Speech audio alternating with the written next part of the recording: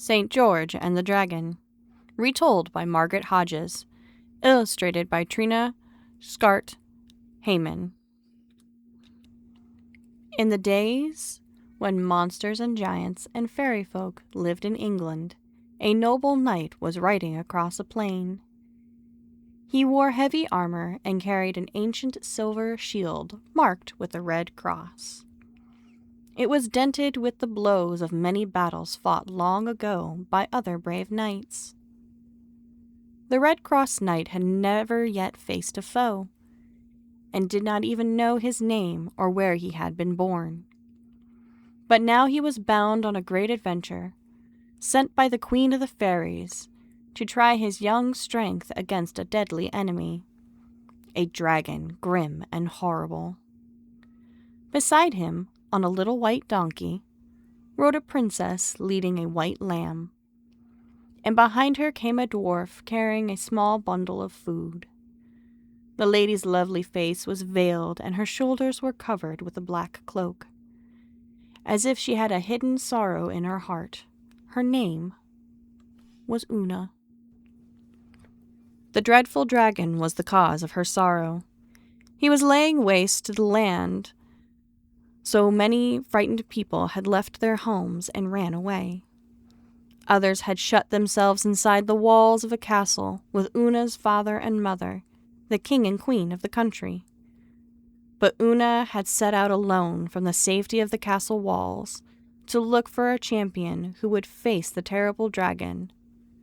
She had traveled a long, long way before she found the Red Cross Knight.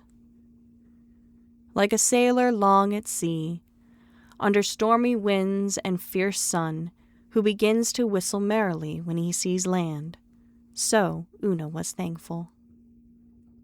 Now the travelers rode together, through wild woods and wilderness, perils and dangers toward Una's kingdom. The path they had followed was straight and narrow, but not easy to see. Sometimes the Red Cross Knight rode too far ahead of Una and lost his way, when she had to find him and guide him back to the path. So they journeyed on, with Una by his side, fair and faithful. No monster or giant could stand before the knight's brave sword. After many days, the path became thorny and led up a steep hillside, where a good old hermit lived in a little house by himself. While Una rested, the Red Cross Knight climbed with the hermit to the top of the hill and looked out across the valley. There against the evening sky they saw a mountaintop that touched the highest heavens. It was crowned with a glorious palace, sparkling like stars, and circled with walls and towers of pearls and precious stones. Joyful angels were coming and going between the heaven and the high city. Then the Red Cross Knight saw the little path that led up in the distance to the mountain city, and he said, "I thought that the fairest palace in the world was the Crystal Tower in the city of the Fairy Queen. Now I have seen a palace far more lovely. Una and I should go there at once." But the old hermit said, "The Fairy Queen has sent you to do brave deeds in this world. That high city that you see is in another world. Before you climb the path to it and hang your shield on its wall, go down into the valley and fight the dragon that you were sent to fight." It is time for me to tell you that you were not born of fairy folk, but of English earth. The fairies stole you away as a baby while you slept in your cradle. They hid you in a farmer's field where a plowman found you. He called you George, which means plow the earth and fight the good fight. For you were born to be England's friend and patron saint, St. George of Merry England. Then George, the Red Cross Knight, returned to Una, and when morning came, they went together down into the valley. They rode through farmlands where men and women working in their fields looked up and cheered, because a champion had come to fight the dragon. And children clapped their hands to see the brave knight and the lovely lady ride by. "Now we have come to my own country," said Una. "Be on your guard. See, there is the city, and the greatest brass tower that my parents built, strong enough to stand against the brassy-scaled dragon. There are my father and mother looking out from the walls, and the watchman stands atop, waiting to call out the good news if help is coming." Then they heard a hideous roaring that filled the air with terror and seemed to shake the ground. The dreadful dragon lay stretched on the sunny side of a great hill, like a great hill himself. And when he saw the knight's armor glistening in the sunlight, he came eagerly to do battle. The knight bade his lady stand apart, out of danger, to watch the fight, while the beast drew near, half flying, half running. His great size made a wide shadow under his huge body, as a mountain casts a shadow on a valley.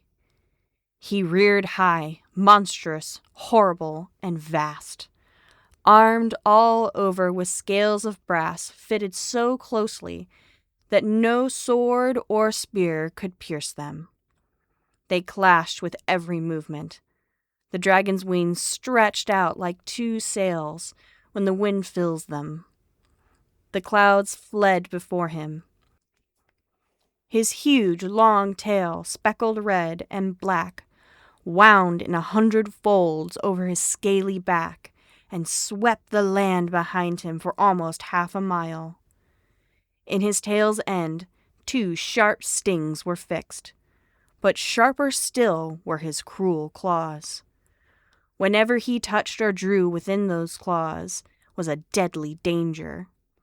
His head was more hideous than tongue can tell, for his deep jaw gaped wide, showing 3 rows of iron teeth ready to devour his prey.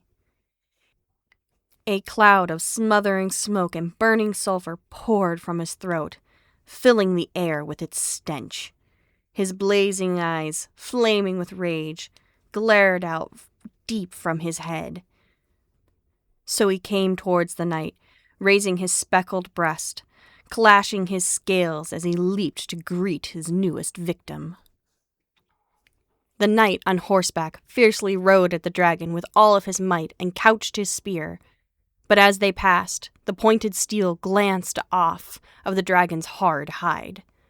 The wrathful beast, surprised at the strength of the blow, quickly turned and, passing the knight again, brushed him with his long tail so that the horse and man fell to the ground. Once more, the Red Cross knight mounted and attacked the dragon. Once more in vain, yet the beast had never before felt such a mighty stroke from the hand of any man, and he was furious for revenge. With his waving wings spread wide, he lifted himself high from the ground, then stooping low, snatched up both horse and man to carry them away. High above the plain, he bore them as far as a bow can shoot an arrow. But even then, the knight still struggling until the monster was forced to lower his paws so that both horse and rider fought free. With the strength of 3 men, again the knight struck. The spear glanced off the scaly neck, but it pierced the dragon's left wing, spread broad above him, and the beast roared with a raging sea in a winter storm. Furious, he snatched the spear in his claws and broke it off, throwing forth flames of fire from his nostrils. Then he hurled his hideous tail about and wrapped it around the legs of the horse, until, striving to loosen the knot, the horse threw its rider to the ground. Quickly the knight rose. He drew his sharp sword and struck the dragon's head so fiercely that it seemed nothing could withstand the blow. The dragon's crest was too hard to take a cut, but he wanted no more such blows. He tried to fly away, and could not because of his wounded wing. Loudly he bellowed, like never was heard before, and from his body, like a wide devouring oven, set a flame of fire that scorched the knight's face and heated his armor red hot. Faint, weary, sore, burning with heat and wounds, the knight fell to the ground, ready to die. And the dragon clapped his iron wings in victory, while the lady watched from afar, fell to her knees. She thought that her champion had lost the battle. But it happened that where the knight fell, an ancient spring of silvery water bubbled from the ground. In the cool water the knight lay resting until the sun rose. Then he, too, rose to do battle again, and when the dragon saw him, he could hardly believe his eyes. Could this be the same knight, he wondered, or another who had come to take his place? The knight brandished his bright blade, and it seemed sharper than ever, his hands even stronger. He smote the crested head with a blow so mighty that the dragon reared up like 100 raging lions. His long, stinging tail threw down high trees and tore rocks to pieces. Lashing forward, it pierced the knight's shield, and its point stuck fast in his shoulder. He tried to free him from the barbed sting, but when he saw that his struggles were in vain, he raised his fighting sword and struck a blow that cut off the end of the dragon's tail. Heart cannot think what outrage and what cries, with black smoke and flashing fire, the beast threw forth, turning the whole world to darkness. Gathering himself up, wild for revenge, he fiercely fell upon the sun-bright shield and gripped it fast with his paws. 3 times the knight tried and failed to pull the shield free. Then, laying about him with his trusty sword, he struck so many blows that the fire flew from the dragon's coat like sparks from an anvil, and the beast raised one paw to defend himself. Striking with might and main, the knight severed the other paw, which still clung to the shield. Now from the furnace inside himself, the dragon threw huge flames that covered all the heavens with smoke and brimstone, so that the knight was forced to retreat to save his body from the scorching fire. Again, weary and wounded, with his long fight, he fell. When gentle Una saw him lying motionless, she trembled with fear and prayed for his safety. But he had fallen beneath a fair apple tree, its spreading branches covered with red fruit, and from that tree dropped a healing dew that the dragon did not dare to come near. Once more the daylight faded and night spread over the earth. Under the apple tree, the knight slept. Then dawn chased away the dark. A lark mounted up to heaven, and rose the brave knight with all his hurts and wounds healed, ready to fight again. When the dragon saw him, he began to be afraid. Still he rushed upon the knight, mouth gaping wide to swallow him whole. And the knight's bright weapon, taking advantage of that open jaw, ran it through with such strength that the dragon fell dead, breathing his last in smoke and cloud. Like a mountain he fell and lay still. The knight himself trembled to see that fall, and his dear lady did not dare to come near to thank her faithful knight until she saw that dragon would stir no more. Now our ship has come into port. Furl the sails and drop anchor. Safe from storm, Una is at her journey's end. The watchman on the castle wall called out to the king and queen that the dragon was dead, and when the old king saw that it was true, he ordered the castle's great brass gates to be opened, so that the tidings of peace and joy might be spread through all the land. Trumpets sounded the news that the great beast had fallen. Then the king and queen came out of the city with all of their nobles to meet the Red Cross Knight. Tall young men led the way, carrying laurel branches to lay at the hero's feet.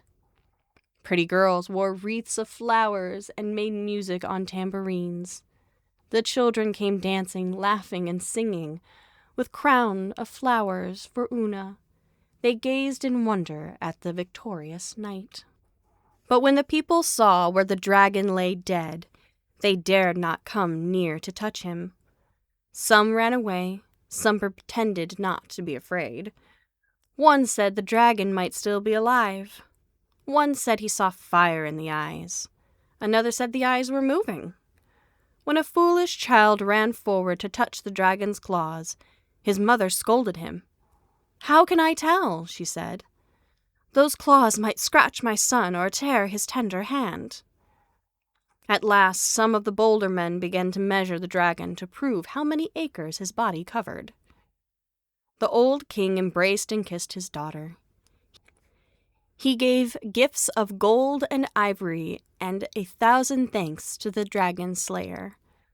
But the knight told the king never to forget the poor people, and he gave the rich gifts to them. Then back to the palace all the people went, still singing, to feast and to hear the story of the knight's adventures with Una. When the tale ended, the king said, "Never did living man sail through such a sea of deadly dangers. Since you are now safely come to shore, stay here and live happily ever after. You've earned your rest." But the brave knight answered, "No, my lord. I have sworn to give knight service to the Fairy Queen for 6 years. Until then, I cannot rest." The king said, "I have promised that the dragon slayer should have Una for his wife and be king after me. If you love each other, my daughter is yours. My kingdom shall be yours when you have done your service for the Fairy Queen and returned to us." Then he called Una, who came no longer wearing her black cloak and her veil, but dressed in a lily-white gown that shimmered like silver. Never had the knight seen her so beautiful. Whenever he looked at the brightness of her sunshiny face, his heart melted with pleasure. So Una and the Red Cross Knight were married and lived together joyfully. But the knight did not forget his promise to serve the Fairy Queen, and when she called him into service, off he rode on brave adventures, until at last he earned his name, St. George of Merry England. That is how it is when jolly sailors come into quiet harbor. They unload their cargo, mend ship, and take on fresh supplies. Then away they sail on another long voyage, while we are left on shore, waving goodbye and wishing them Godspeed.